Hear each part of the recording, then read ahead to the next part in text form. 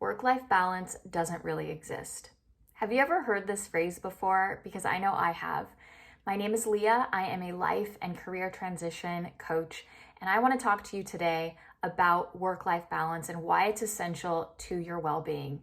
I think that sometimes when we hear this phrase, it doesn't really exist, that's just kind of a limiting belief that a lot of people use to excuse themselves from the burnout that they may be feeling. And so I just want to remind you that work-life balance does certainly exist. And I'm going to give you about 8 ways that you can start to find it in your own life and how to implement. Okay? So here we go. Number 1, and I cannot stress this enough, know your values.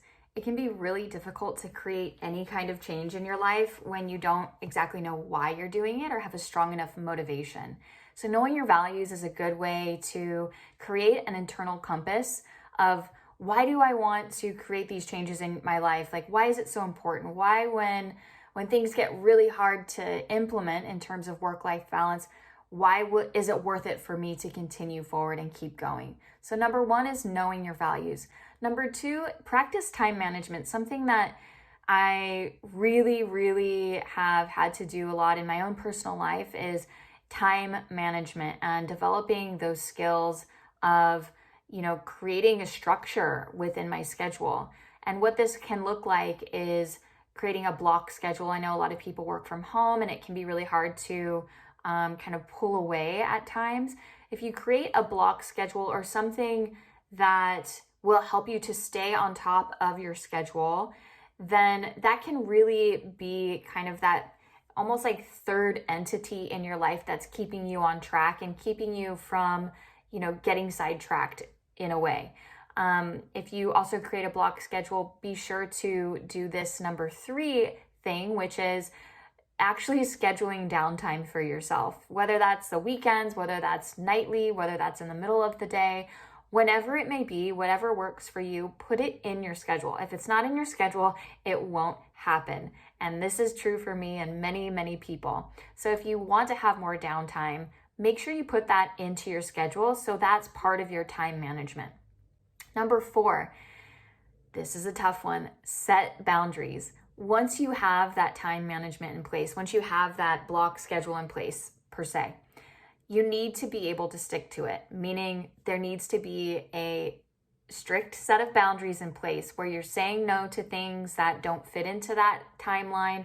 You're saying no to things that are draining you. You're saying no to maybe your boss adding extra tasks that aren't necessarily in your wheelhouse.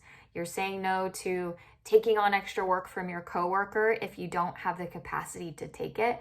Many times our burnout and our lack of work-life balance is a result of our inability to draw the correct boundaries for ourselves. It's self-imposed. So drawing boundaries, setting boundaries is a really important step that you need to take. And if you need to write it down on a piece of paper to remember your boundaries, anything that will remind you to not say yes all the time to things is going to be super helpful. So number 5 is find ways to enjoy your work. This is a bit of a interesting one, I think, because a lot of people don't really expect this to be part of, what it means to find work-life balance. Sometimes we can get really bogged down by work, and I totally can understand that. There's, some of us want to be free, frolicking in the woods. But there's so much that can be enjoyed about where you're at as well. And so taking time to create those moments where you're actually maybe doing things that you enjoy doing at work, or you're looking for the positive, or you're connecting with coworkers who you actually like being around, or maybe spending time, with them outside of work to make it a more cohesive community feeling while you're there. However it is that you need to implement that step of how to actually enjoy your work a bit more, do it. It's worth it. You're spending a lot of time doing whatever career you're in. You may as well enjoy it a bit. So find ways and You may have to search extra hard, but find whatever ways you can to make it an enjoyable experience while you're there. Number 6, review your finances. So this is something that I think is important because you work to make a living.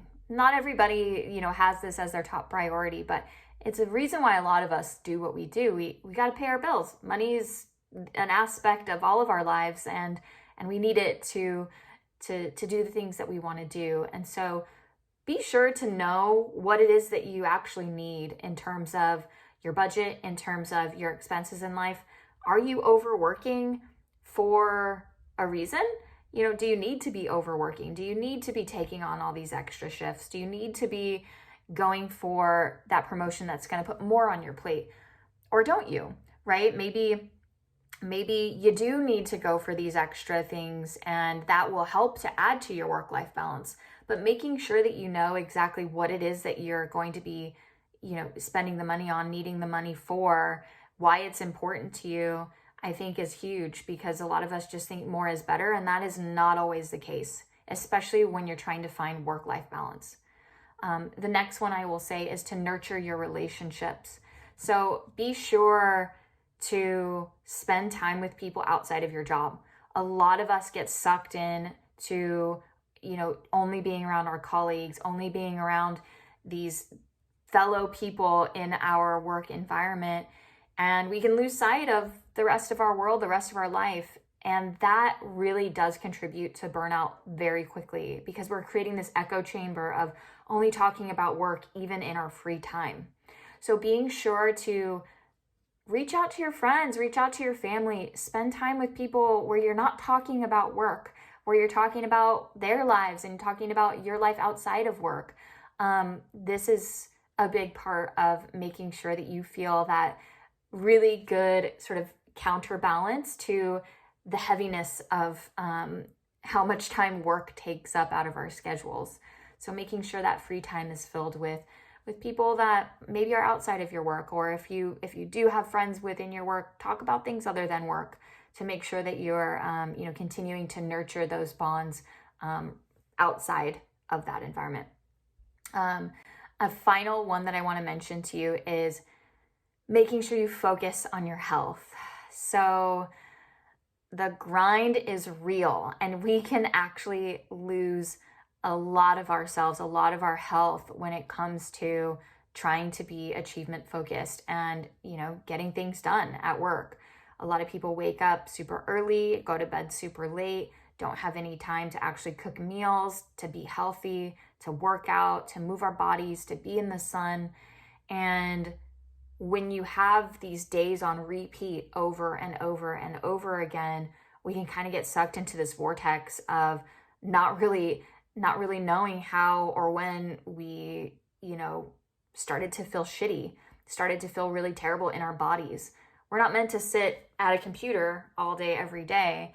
And even though that is part of the reality of a lot of our lives, make sure you don't lose sight of your body, because without your health, you're not going to be showing up to work very perky, very focused anyway. You're going to be less efficient. You're going to be less present in your relationships. All of that is affected and impacted. So your health has to be a priority. Make that part of your job, right? Make it part of your job to tend to your physical body, eat the things you need, drink the water you need, get sleep. This is something that a lot of people do, is they deprive themselves of sleep because it's not productive enough. Make sure you're getting enough sleep, and make sure you're at least getting outside once a day, walking around, being in the sun, or being, in nature where your eyes aren't zoomed into a tiny little screen. I know for me, my eyes can get really, really tired if I'm on a screen for too long, and I know I'm not the only one. So sometimes I'll just kind of stare out the window and let my eyes relax a little bit more. So whatever you need to do to tend to your physical body is very, very important. So I hope you heard all of those 8 tips and they can be something that you start to implement in your own life.